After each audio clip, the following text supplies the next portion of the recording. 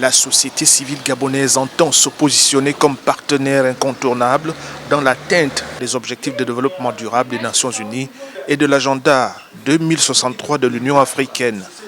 Pour être à la hauteur des enjeux des questions liées à la gouvernance climatique, elle vient de se former à la gestion des projets de développement communautaire. Le gouvernement gabonais a décidé de mettre en place son plan d'affectation des terres.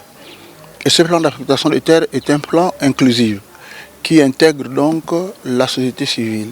Et bien évidemment, grâce à ces financements suédois, nous avons déjà mis en œuvre ce cycle de formation pour que les OSC soient prêts. Le renforcement des capacités des OSC est porté par l'Alliance panafricaine pour la justice climatique, section Gabon.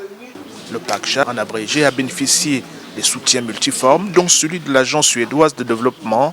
Face aux grands défis environnementaux et sociaux de l'heure, l'idée de la formation est d'amener les ONG à structurer leurs projets.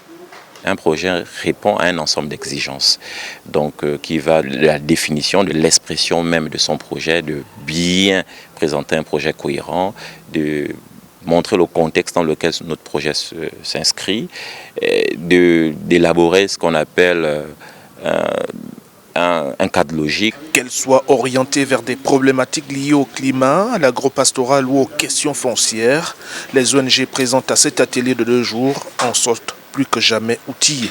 Le but est d'arriver à mieux appréhender la question de projet en milieu rural et de permettre aux communautés de mieux s'émanciper dans leur environnement. Moi, je sors d'ici avec un outil, l'élaboration du budget.